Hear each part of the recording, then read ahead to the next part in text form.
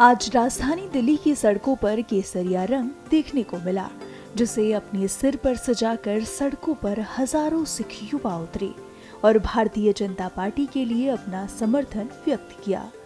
वे न केवल पग बल्कि केसरिया रंग की ही जैकेट पहने भी दिखे। उनके हाथों में बीजेपी के बड़े बड़े झंडे दिखे, जिसे लेकर हजारों युवाओं ने दिल्ली की सड़कों पर बाइक रैली निकाली। दिल्ली बीजेपी अध्यक्ष वीरेंद्र सचदेवा और बीजेपी नेता मनजिंदर सिंह सिरसा ने इस रैली का नेतृत्व किया, साथ ही इस संबंध में बात भी की।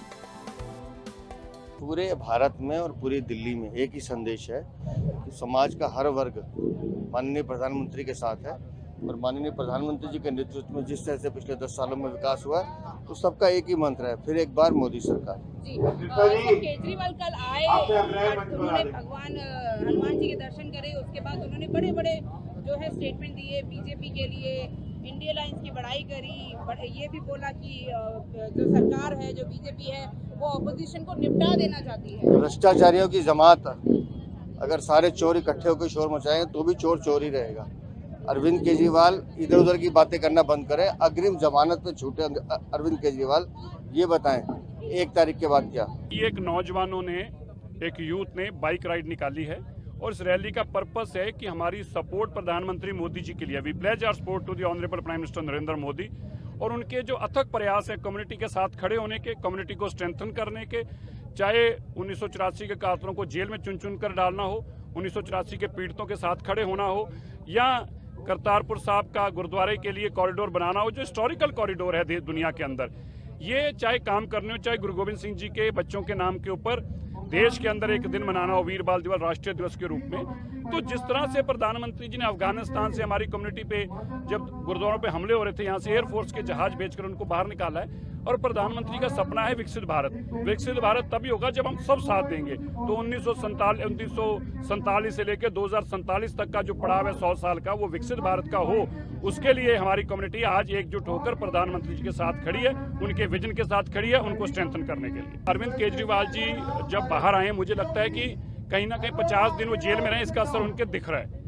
उन्होंने आह्वान किया था कि सुबह जब वो हनुमान मंदिर पहुंचेंगे, पूरी दिल्ली वहां पहुंचेगी, वहां 40-50 लोग भी नहीं आए, तो इसलिए वो घबराहट में हैं, वो फ्रस्ट्रेटेड हैं, और ये बात हर बार बोलते हैं कि मेरी बात लिख लो, इतनी सीटें आएंगी। गुजरात वाली बात लिखी निकाल लो उनकी, यूपी चुनाव वाली लिखी निकाल लो, गोवा चुनाव वाली निकाल लो, कर्नाटक चुनाव वाली निकाल लो, तो ये इनका झूठ बोलना काम है और कुछ नहीं है। वो फ्रस्ट्रेशन में है। 2014 में वो बाहर ही थे, जेल में तो नहीं थे, 2019 में भी जेल में नहीं थे, और 2024 में भी इसी तरह सब सीटों के ऊपर बड़े मार्जिन से हारेंगे जैसे पहले हारे।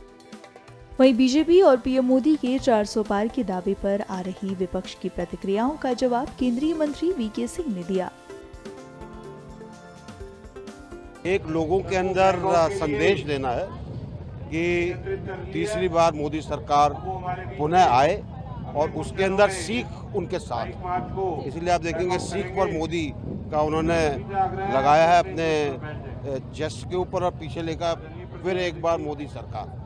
तो ये एक मैसेज है पूरे दिल्ली के लिए। जी सर, ऑपोजिशन की बात करें, चाहे फिर वो राहुल गांधी हो, चाहे वो कश्मीर से महबूबा मुफ्ती या फारूक अब्दुल्ला हो, या फिर दिल्ली में केजरीवाल हो या ममता बनर्जी हो, सब एक ही बात बोल रहे हैं कि 400 पार का नारा बीजेपी ने दिया है, लेकिन ये पूरा नहीं होने वाला। अपनी अपनी सोच की बातें बना रहे हैं, अपनी अपनी सोच है।